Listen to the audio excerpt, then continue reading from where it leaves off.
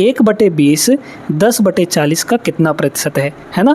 जिसका बोला जाता है वो वैल्यू नीचे रहती है, यानी डिवाइड में रहती है। तो यहाँ पर बोला गया कि भैया ये जो 1/20 है, ये जो 1/20 है, 1/20 जो है ये किसका, तो यहाँ पर 10/40 का, 10/40, ठीक है, इसका कितना प्रतिशत है ना।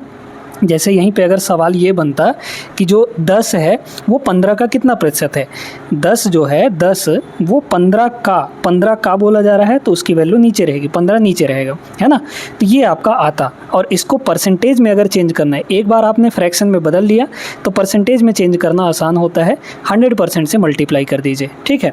तो यहाँ पर ऐसे ही अब इस फ्रैक्शन को हमने तो बना लिया, अब इसे परसेंटेज में चेंज करना है तो 100% से इसमें मल्टीप्लाई करना पड़ेगा, ठीक है।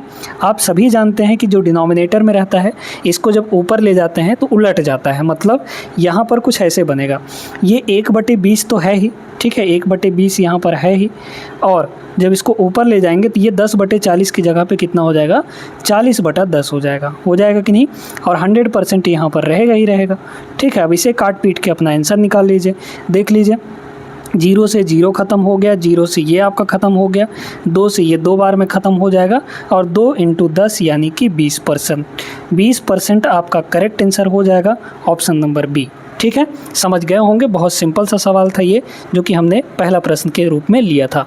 आगे चलिए सेकंड क्वेश्चन। दूसरा सवाल ये रहा, ग्रुप डी का है, एनटीपीसी का सवाल है, 2025 के अंदर पूछा गया था, ठीक है।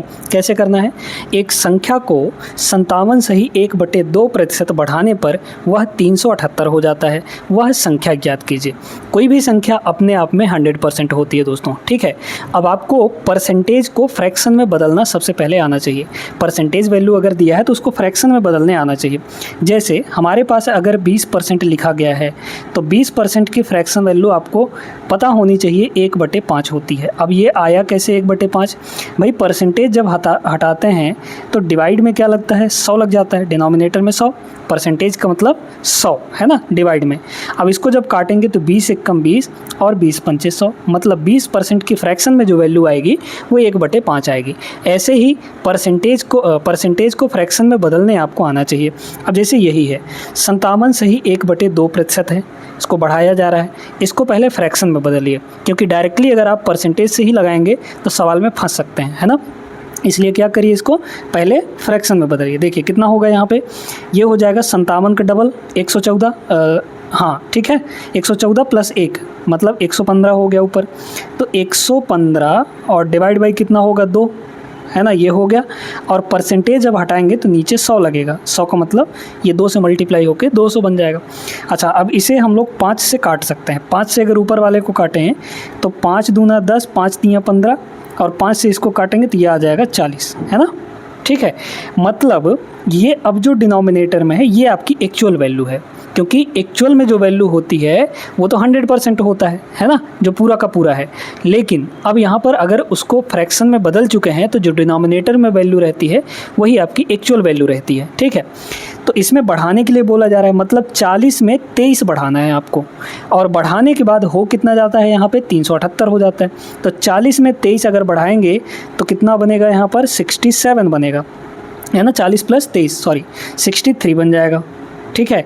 यही 63 बढ़ने के बाद कितना हो जाता है यहाँ पे 378 हो जाता है, यानी कि 63 यूनिट की वैल्यू अपने पास कितनी है यहाँ पर 378 है। 1 यूनिट की वैल्यू कितनी होगी बताइए, तो 1 की वैल्यू कितनी हो जाएगी यहाँ से, 63 का जस्ट कितना गुना है ये बताइए, तो 378/63 करेंगे तो 6 गुना हो रहा है ना, 63 × 6 करेंगे 378 आ जाएगा। यूनिट डिजिट से भी आप लगा सकते हैं कि भाई 3 में काहे का मल्टीप्लाई करें तो 8 मिलेगा, तो 3 × 6 = 18 मतलब 6 गुना हो रहा है। तो 1 यूनिट की वैल्यू 6 आ गई। हमें पूछा क्या है, वह संख्या तो हमारी 40 है, एक्चुअल में जो वैल्यू थी हमारी, जो ओरिजिनल वैल्यू थी वो 40 है, 40 यूनिट। तो 1 की वैल्यू अगर 6 है तो 40 यूनिट की वैल्यू कितनी हो जाएगी, 4 × 6 यानी कि 24 मतलब 240, क्योंकि यहाँ पर 0 भी है, तो 240 यहाँ पर सही उत्तर होगा, ऑप्शन नंबर फर्स्ट, ठीक है। तो परसेंटेज को फ्रैक्शन में बदल कर लगाइए, ज़्यादा आसानी से होगा। आगे चलिए नेक्स्ट पर। एक ये वाला टाइप भी आपके एग्जाम में बहुत देखने को मिला था RRB JEE 2026 में। ये वाला टाइप भर भर के पूछा गया था। आपको ओवरऑल चेंज निकालना है, ठीक है। कैसे?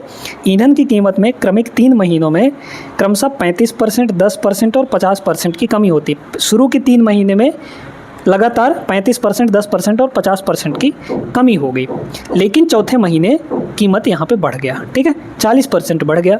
मूल कीमत की तुलना में चौथे महीने में ईंधन की कीमत में कुल कितने प्रतिशत की वृद्धि या कमी आई? मतलब शुरू में जितना प्राइस था उसके बाद चौथे महीने के बाद ओवरऑल कितने % की चेंज हुई, कमी या वृद्धि हुई, ठीक है। ओवरऑल हमें चेंज निकालना है। कई सारे तरीके हैं, रेशियो मेथड है, सक्सेसिव मेथड है, सक्सेसिव भी लगा सकते हैं इसमें। चलिए पहले रेशियो मेथड देखते हैं, ठीक है। देखिए वैल्यू यहाँ पर 35% की कमी हो रही है, तो पहले महीने क्या हुआ कि वैल्यू 100 से 35 कम हुआ, यानी कि 65 बचेगा, है ना। पहले महीने 65 हो गया। फिर दूसरे महीने 10% की कमी, यानी 100 से वैल्यू 10 कम करिए, यानी कि 90 हो गया। फिर तीसरे महीने 50 हो गया, यानी 100 से वैल्यू कितना हो गया, 100 माइनस 50 हो गया। लेकिन चौथे महीने बढ़ गया, यानी कि शुरू में वैल्यू 100 तो 40 बढ़ाएंगे, यानी कि 140 हो जाएगा। ये सारे के सारे आपके रेशियो में हैं, ठीक है। इन सभी का आपको सक्सेसिव ले लेना है, और सक्सेसिव में सीधे सीधे मल्टीप्लाई करते हैं। जो काटता है, मतलब जो कट जाता है उसको काट लीजिए पहले। जैसे देखिए 0 से 0 ख़त्म, 50 से ये 2 बार में कट जाएगा, ठीक है, ये 2 बार में कट गया। 0 से एक ये 0 ख़त्म कर दीजिए, है ना, इधर का काम ख़त्म हो गया। 2 से ये कट जाएगा 7 बार में, है ना, 2 से ये कट जाएगा 7 बार में। अब और यहाँ पे 5 से काट सकते हैं, 5 से इसको काटिए तो ये बन जाएगा 13, है ना, और 5 से इसको काटेंगे तो ये बन जाएगा 20 आपका, ठीक है। अब नहीं कटेगा, मल्टीप्लाई करिए। 20 × 100 2000, ठीक है, 2000। इधर कितना आएगा, 7 नहीं है, 63 × 13, मतलब 63 × 13 करिए तो 63 × यहाँ पर 13, 13 × 39 बचा 3, 13 × 6 = 78 और 3 × 81, मतलब 819 आ गया, है ना, यही ना है, ठीक है। तो 819 आ गया, 819 यहाँ पर आया। कमी हो रही है दोस्तों, है ना, साफ साफ दिख रहा है कि वैल्यू पहले 2000 थी, अब इतनी हो गई है, तो कमी हो रही है। कितने की कमी हो रही है बताइए। अगर हम 2000 में 800 पहले घटाएंगे तो 1200 बचेगा। 1200 में 19 अगर घटा लेंगे तो हमारे पास यहाँ पे बचेगा कितना, बचेगा यहाँ पर दोस्तों 79 नहीं 81, ठीक है। मतलब यहाँ पर 1181 बचा, ठीक है, 1181 बचा। ये आया, मतलब इतने % की कमी हो गई, इतने की कमी होगी किस पे, 2000 पे।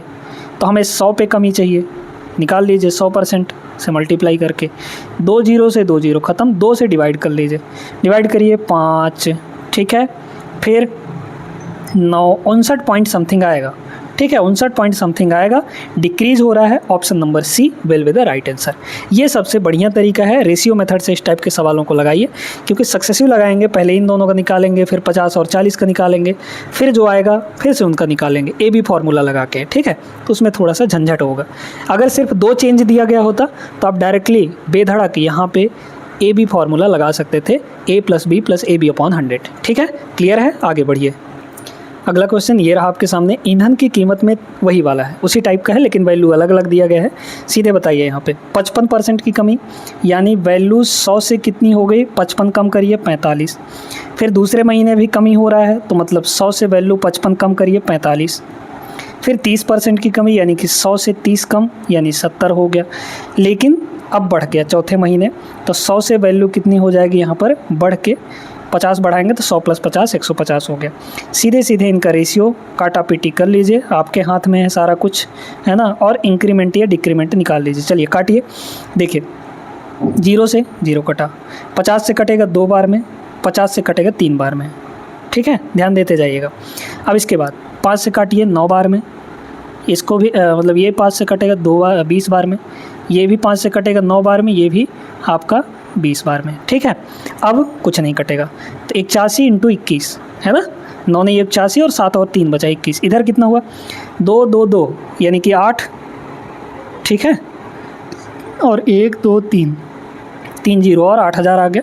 इधर मल्टीप्लाई करिए 81 और 21 का, है ना, 81 और 21 का, 21 × 21 21 अट्ठे 168, 168 और 2 170, 170 मतलब 1701 आ गया।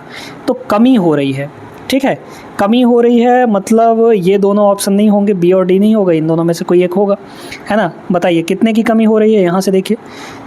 तो अगर देखा जाए तो यहाँ पे हो गया 10 में से 1 गया 9, फिर 9 और यहाँ पे कितना बचा 9, 9 में 7 गया 2, ठीक है, और यहाँ पे 7 में से 1 गया 6 आ जाएगा। इतने की कमी हो गई किस पे, 8000 पे। तो डिवाइड बाई 8000, परसेंट में चेंज करना है तो 100% की मल्टीप्लाई, 2 जीरो से 2 जीरो ख़त्म। 8 से डिवाइड करना है हमें, 8 से डिवाइड करना है तो पूरा नहीं करना। 8 सत्ते 56, शुरू में 7 आएगा, 7 जहाँ भी होगा वही आपका आंसर होगा।